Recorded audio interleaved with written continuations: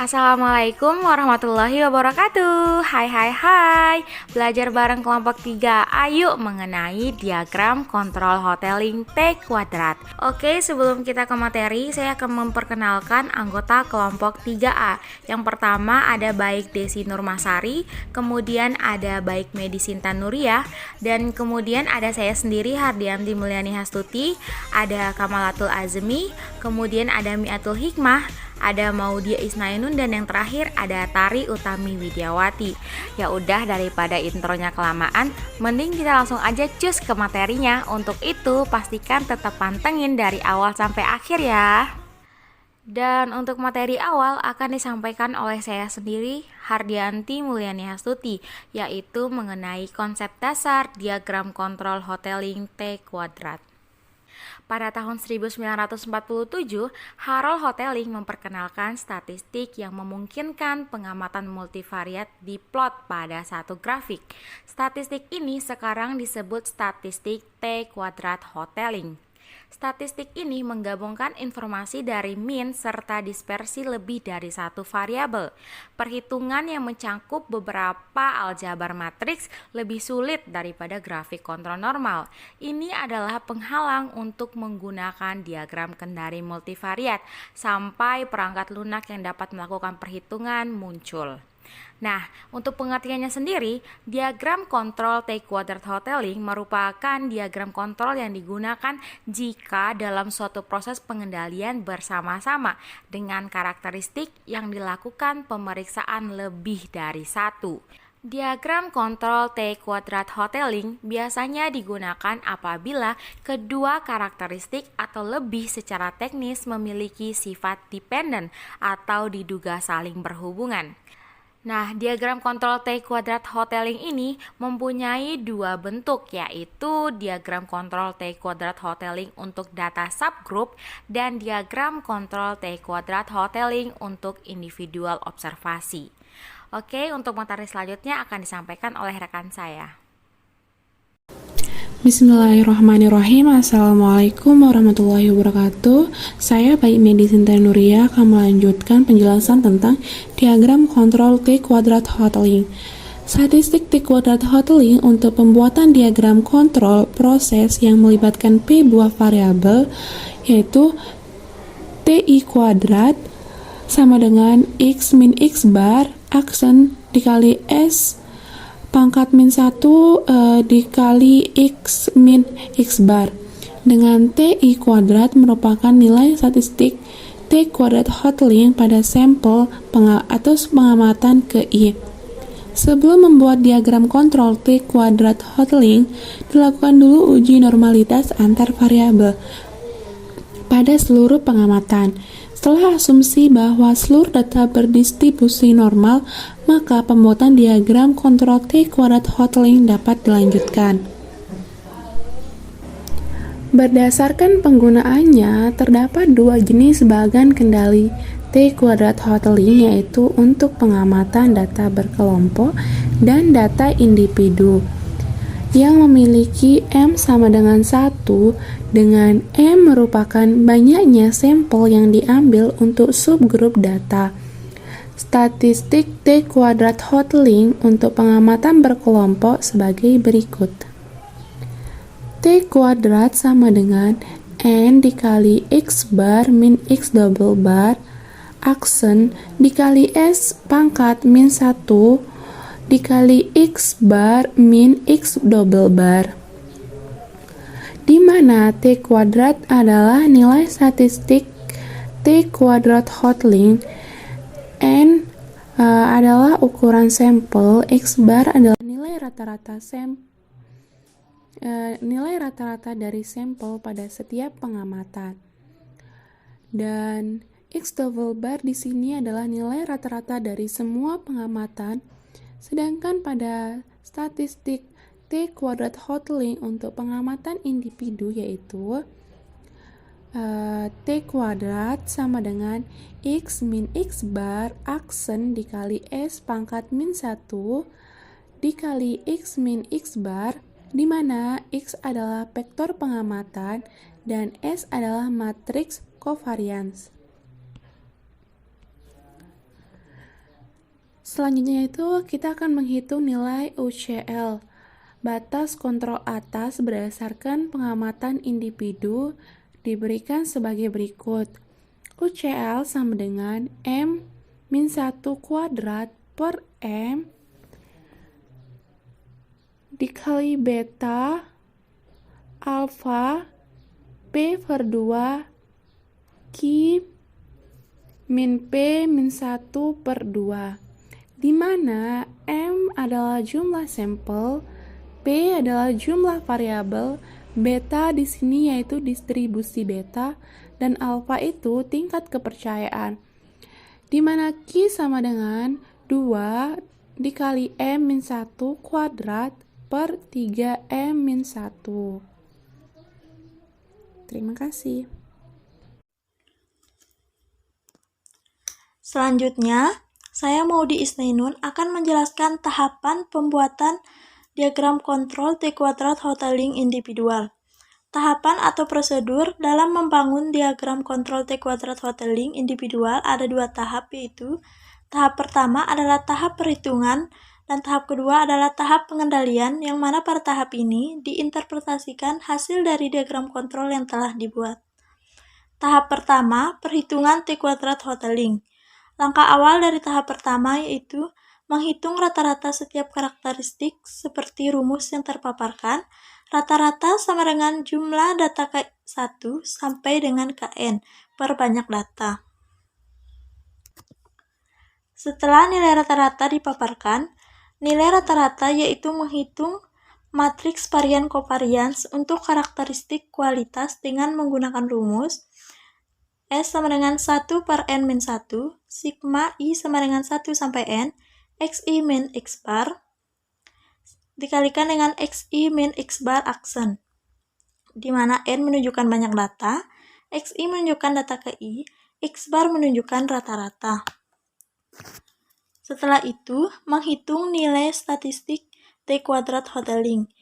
TI kuadrat sama dengan matriks buka kurung XI min X bar pangkat T, S inverse buka kurung XI min X bar tutup kurung, sampai dengan buka kurung XN min X bar pangkat T, S inverse buka kurung XN min X bar tutup kurung, di mana S inverse nilai inverse dari matriks varian kovarian. Selanjutnya, menghitung nilai UCL.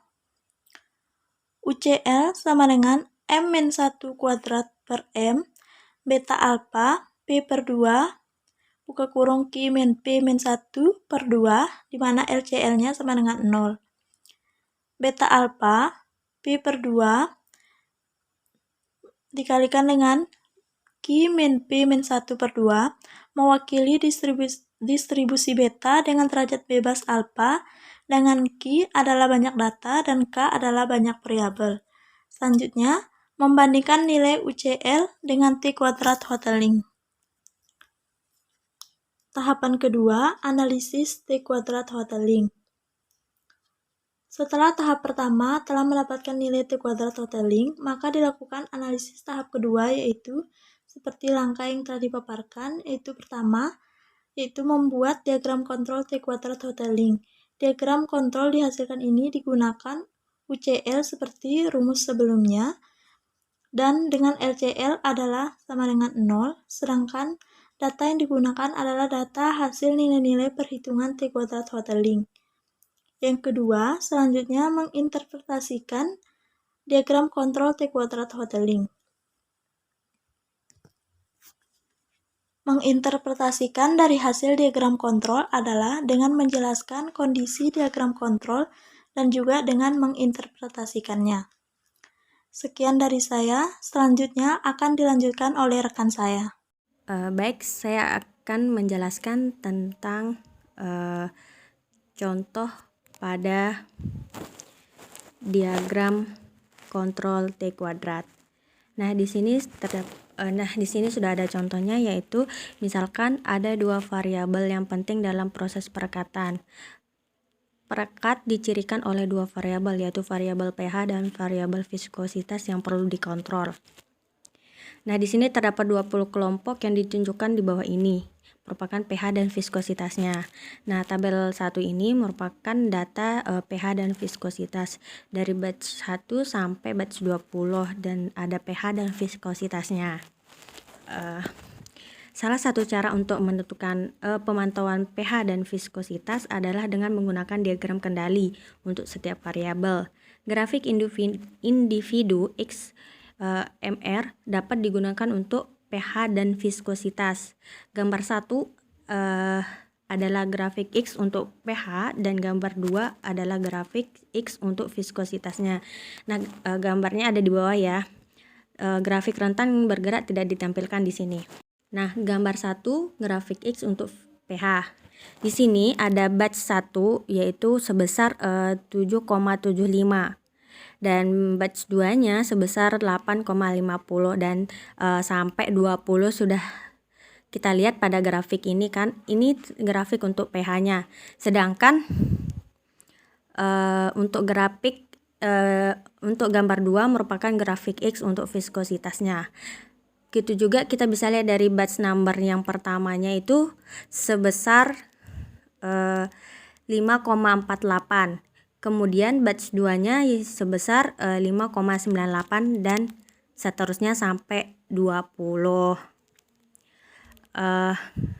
Gambar 1 dan 2 keduanya dalam kontrol statistik. Lihatlah angka-angka itu lagi. Di sini dapat kita lihat dari kedua sosok grafik ini, gambar 1 dan gambar 2 itu memiliki pola yang sangat mirip. Kenapa? Hal ini dikarenakan ini menunjukkan bahwa kedua variabel tersebut berkorelasi antara gambar 1 dengan gambar 2. Terima kasih. Baik, saya Tari Utami Widiawati akan lanjut membahas tentang jawaban dari contoh soal, yaitu untuk gambar ketiga.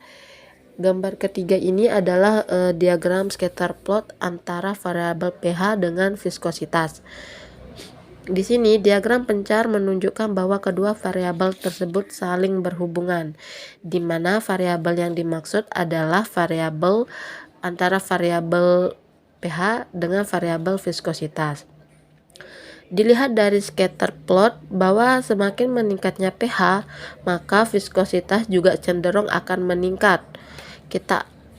Kemudian kita perhatikan titik di bagian bawah diagram pencar ini untuk pH 8,2. Nah, pasangan data ini terlihat seperti outlier karena titik ini berada sedikit jauh di antara garis stasioner, meskipun grafik X memegang kendali. Disinilah diagram kontrol T kuadrat dapat digunakan. Hal ini cenderung bertujuan untuk melihat dampak dari beberapa variabel pada waktu yang sama. Kemudian untuk gambar yang keempat ini adalah diagram kontrol T kuadrat untuk pH dan viskositas. Diagram kontrol T kuadrat ini menunjukkan keluar dari titik kontrol untuk batch 13. Itu dari titik kontrol tidak bersesuaian ke titik rendah pada diagram pencar di atas. Pada diagram kontrol T kuadrat pada gambar yang keempat ini, salah satu hal pertama yang mungkin dapat diperhatikan yaitu tentang diagram kontrol T kuadrat ini, karena bahwa nilai tidak memiliki kemiripan dengan data pH dan viskositas asli. Satu-satunya pengujian untuk titik-titik di luar diagram kontrol pada grafik sejenis ini adalah titik-titik luar batas kendali atas UCL atau batas atasnya. Selanjutnya akan dibahas oleh Mi'atul Hikmah. Selanjutnya, saya Miatul Hikmah akan menjelaskan tentang langkah pertama dalam membuat peta kendali T kuadrat, yaitu dengan menghitung nilai T kuadrat, di mana rumus T kuadratnya yaitu X min X bar transpose dikalikan dengan S inverse dikalikan lagi dengan X min X bar. Dari data pada soal, kita ketahui bahwa rata-rata untuk pH-nya sebesar 8,005 dan rata-rata untuk viskositasnya sebesar 4,9475. Kemudian untuk nilai X min X barnya yaitu 7,75 min 8,005 untuk pH, 5,48 min 4,9475 untuk viskositas. Selanjutnya, X min X bar tersebut kita transposkan sehingga diperoleh untuk baris pertamanya yaitu 7,75 dikurangi dengan 8,005 dan baris kedua yaitu 5,48 min 4,9475. Kemudian kita akan cari nilai VI yaitu dengan rumus data ke I plus 1 dikurangi dengan data ke I, di mana VI1 untuk pH-nya sebesar 0,75. VI-nya kita cari dari V1 sampai dengan Vm-1. Sehingga diperoleh V1 sampai dengan Vm-1 untuk pH dan viskositasnya seperti pada tabel. Selanjutnya kita akan mencari nilai S dengan rumus 1/2 dikalikan dengan V transpose dikalikan dengan V dibagi M-1, di mana matriks V transpose dikalikan dengan V adalah matriks dengan elemen 6,1325, 9,9235, 9,9235 dan 29,0938. Sedangkan untuk nilai 2M-1-nya sebesar 38, sehingga nilai S yang diperoleh yaitu matriks dengan elemen 0,16382, 0,261145, 0,261145 dan 0,765626. Dari nilai S tersebut dapat kita ketahui nilai S inverse-nya yaitu matriks dengan elemen 13,8296, min 4,71709, min 4,71709 dan 2,915055. Oke, saya Kamalatul Azmi akan melanjutkan. Jadi sekarang kita sudah memiliki ketiga suku, yaitu X min X bar transpose, dan S inverse. Sehingga kita bisa menghitung nilai T kuadrat dengan cara mengalihkan ketiga suku ini. Sehingga untuk kelompok data yang pertama itu didapatkan T kuadrat sebesar 3,006896. Nah, ini untuk titik data atau kelompok data yang pertama. Untuk kelompok data selanjutnya bisa dilakukan dengan perhitungan yang serupa dengan cara mengalihkan ketiga suku tersebut. Sehingga diperolehlah nilai T kuadrat dari 20 kelompok data seperti pada tabel 2. Nah, nilai-nilai inilah yang kemudian diplot dalam peta kendali T kuadrat pada gambar 4 yang sebelumnya. Dan perhitungan lain yang diperlukan adalah perhitungan UCL. Nah, di mana UCL ini nanti akan dibandingkan dengan nilai T kuadrat Hotelingnya gitu. Jadi di sini diberikan rumus UCL sama dengan M-1 kuadrat per M dengan distribusi beta, di mana P-nya itu adalah jumlah variabel dan Q-nya itu sama dengan 2 kali M-1 kuadrat per 3M-4 dengan alfa sebagai tingkat kepercayaan diri. Nah, di mana dengan alfa sebesar 0,027 itu menghasilkan nilai UCL sebesar 12,6 seperti yang ditunjukkan pada gambar 4 sebelumnya. Nah, jadi kesimpulannya adalah ketika ada titik di luar kendali, maka hasilnya akan didekomposisi atau diidentifikasi faktor-faktor komponennya untuk mengetahui variabel mana yang bertanggung jawab atas situasi di luar kendali tersebut. Nah, untuk titik tak terkendali pada gambar 4 itu selisih karena pH-nya sebesar 3,4 dan perbedaan karena viskositasnya adalah 13,51. Jadi berdasarkan analisis ini terlihat bahwa viskositaslah yang merupakan variabel yang bertanggung jawab atas terjadinya titik di luar kendali tersebut. Mungkin sekian presentasi dari kelompok kami. Mohon maaf jika ada kata-kata yang kurang berkenan, dan jika ada yang kurang jelas maka boleh ditanyakan. Sekian, terima kasih. Wassalamualaikum warahmatullahi wabarakatuh.